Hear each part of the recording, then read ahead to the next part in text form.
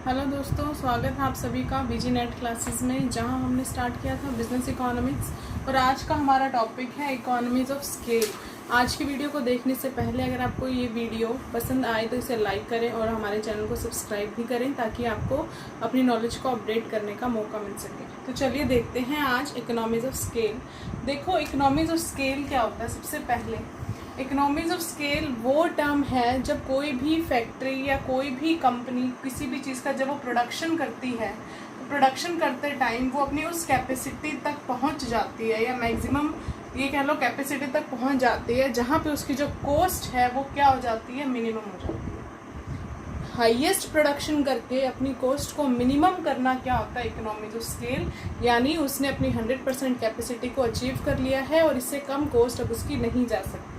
तो अब economies of scale किस तरीके से हम पहुंच सकते हैं उस लेवल तक, तो उसके दो तरीके हैं। एक तो है इंटरनल और एक है एक्सटर्नल। इंटरनल यानी जो कंपनी के अंदर ही इन्वायरमेंट है, और एक्सटर्नल यानी जो कंपनी के बाहर है।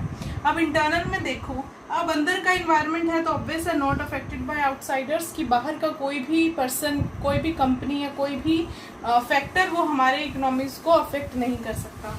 सुपीरियर टेक्निक यानी जो भी मैं टेक्निक यूज़ कर रही हूँ मेरे प्रोडक्शन में वो कैसी है, सुपीरियर है। यानी अब उस टेक्निक के अंदर और ज़्यादा मैं कोई भी मॉडिफिकेशन या अपडेशन नहीं कर सकती, मैंने ऑलरेडी बहुत ही अच्छी टेक्निक ली है। Use of by products. By product क्या होते हैं, वो प्रोडक्ट जो आप मेन प्रोडक्ट बनाते टाइम लास्ट में कुछ बच जाते हैं, या जो एक तरीके से वेस्ट होते हैं। अगर आप उन वेस्ट प्रोडक्ट्स को भी यूज़ कर लेते हो किसी भी काम में, तो वो क्या लाते हैं आपके इंटरनल इकोनॉमिक स्केल। यानी आपने अपने वेस्ट का भी बहुत अच्छा यूज़ किया है।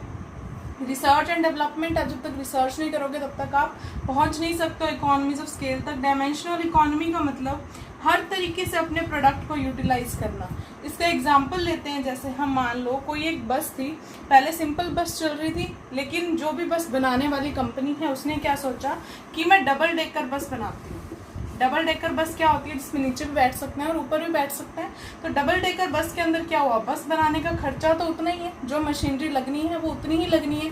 थोड़ा सा एक्सपेंस जरूर इंक्रीज होगा, लेकिन इसमें पैसेंजर्स क्या हो जाएंगे, डबल हो जाएंगे। यानी उसकी इनकम क्या हो जाएगी, जस्ट डबल हो जाएगी। तो उसने क्या किया, अपनी जो बस है, अपना जो प्रोडक्ट है उसका हर डायमेंशन से यूज़ कर लिया। तो ये क्या है, डायमेंशनल इकोनॉमीज। यानी अपनी रिसर्च और डेवलपमेंट इस तरीके से लाओ ताकि अपने प्रोडक्ट का मैक्सिमम यूज़ कर पाओ।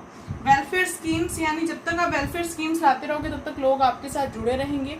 आप अपने लेबर के लिए वेलफेयर कर रहे हो, किसी भी वे में कर सकते हो। आप उनको बोनस दे सकते हो, उनके बच्चों के लिए एजुकेशन प्रोवाइड करा सकते हो, उनको कोई भी फैसिलिटीज़ दे सकते हो। तो इससे क्या है, आपके लेबर है वो मोटिवेट रहेगी, आपके साथ ज़्यादा से ज़्यादा काम करेगी। तो ये क्या है, वेलफेयर स्कीम्स आती हैं, किसका पार्ट है, इंटरनल इकोनॉमीज ऑफ स्केल का।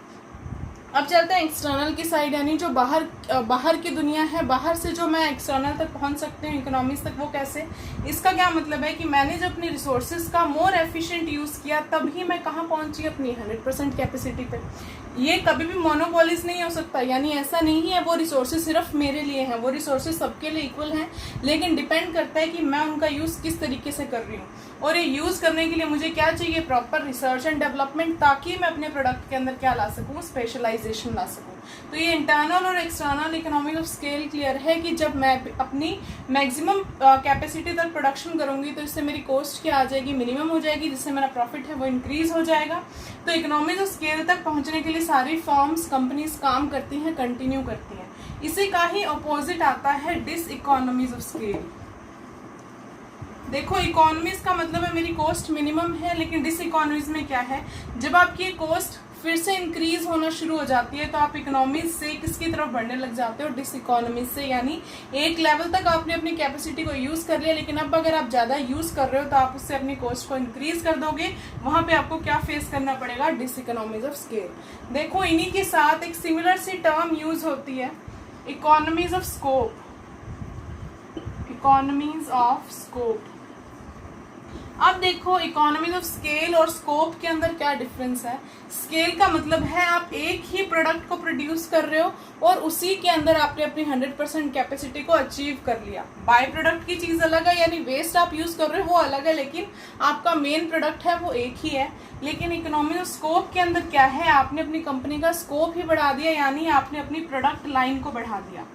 प्रोडक्ट लाइन वैसे आप मार्केटिंग में समझोगे बहुत अच्छे से, लेकिन यहाँ पे प्रोडक्ट लाइन का क्या मतलब है, जैसे मान लो कोई भी कंपनी है वो अभी तक डेस्कटॉप बना रही थी, लेकिन उसका काम इतना अच्छा है कि उसने आगे आगे टैबलेट्स बनाना शुरू कर दिया, मोबाइल फोन्स बनाना शुरू कर दिया, यानी इस इलेक्ट्रॉनिक आइटम्स में उसने अपने प्रोडक्ट की रेंज को बढ़ा दिया। पहले सिर्फ डेस्कटॉप बना रही थी, अब साथ साथ में टैबलेट्स मोबाइल फोन्स बना रही है, तो वो क्या है, उसने स्कोप बढ़ाया। लेकिन अगर वो डेस्कटॉप का ही प्रोडक्शन बढ़ाती तो वो क्या होता, स्केल होता। तो यहाँ पे आपको टॉपिक क्लियर है, economies of scale, diseconomies of और इकोनॉमीज ऑफ स्कोप। तो देखिए कोई डाउट है तो कमेंट सेक्शन में मेंशन करना। छोटा सा टॉपिक है लेकिन बहुत इंपॉर्टेंट टॉपिक है, इसको नेग्लेक्ट नहीं किया जा सकता। बाकी हम पढ़ते हैं नेक्स्ट क्लास में। Thank you.